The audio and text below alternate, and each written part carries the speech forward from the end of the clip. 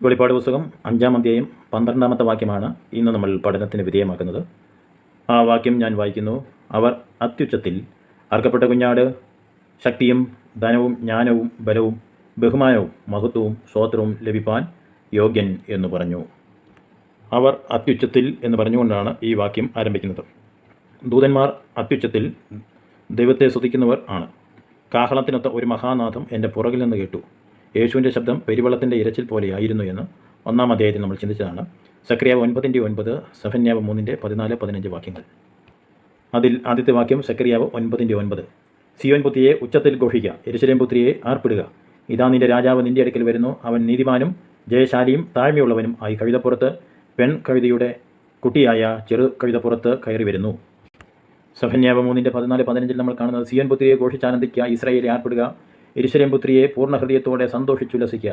യഹോവ നിന്റെ ന്യായവിധികളെ മാറ്റി നിന്റെ ശത്രുക്കളെ നീക്കിക്കളഞ്ഞിരിക്കുന്നു. ഇസ്രായേലിൻ്റെ രാജാവായ യഹോവ നിന്റെ മധ്യയിരിക്കുന്നു. നിന്റെ മധ്യയിരിക്കുന്നു. ഇനി നീ അനർത്ഥം കാണുകയില്ല.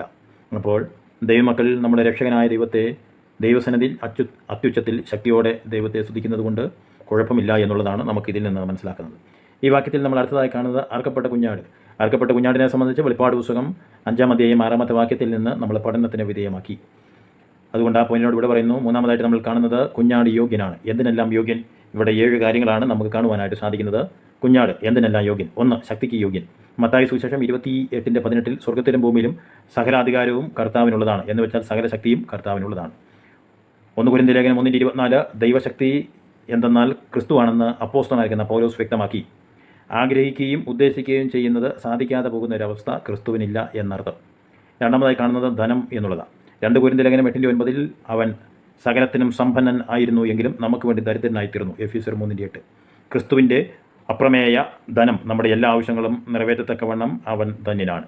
3 ജ്ഞാനം എന്നുള്ളതാണ്. 1 കൊരിന്ത്യർ ലേഖനം 1:24 ക്രിസ്തു ദൈവത്തിൻ്റെ ജ്ഞാനം ആണ് എന്ന് രേഖപ്പെടുത്തിയിട്ടുണ്ട്. ദൈവത്തിൻ്റെ രഹസ്യങ്ങളെ അറിയുന്നവൻ മനുഷ്യന് മാർഗ്ഗങ്ങൾ കാണിച്ചു കൊടുക്കുന്നവനും കർത്താവായ ക്രിസ്തു ആണ്.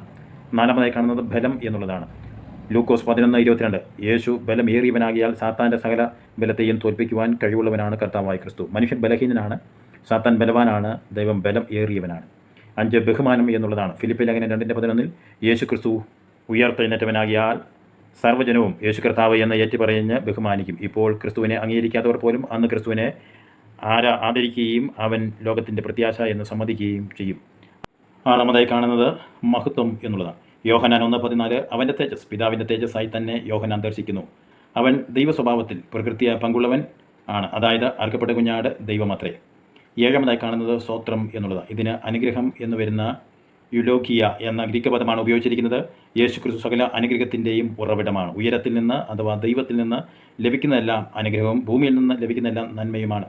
ഒത്തിരി പണം ഉണ്ടാക്കുന്നത് ദൈവാനുഗ്രഹമായി പുതുമ വിശ്വാസികൾ ചിന്തിക്കുവാൻ പാടില്ല. ഏറ്റവും വലിയ അനുഗ്രഹം യേശു ക്രിസ്തുവിനെ കണ്ടെത്തുന്നതും ആത്മാക്കളെ നേടുന്നതുമാണ് എന്ന തിരുവചനത്തിൽ നിന്ന് നമുക്ക് മനസ്സിലാക്കുവാനായിട്ട് സാധിക്കുന്നു. നാളെ നമുക്ക് വെളിപ്പാട് പുസ്തകം 5-ാം അധ്യായം 13-14 വാക്യങ്ങൾ പഠനത്തിന് വിധേയമാക്കാം. ദൈവം നമ്മെ സഹായിക്കട്ടെ. Thank you.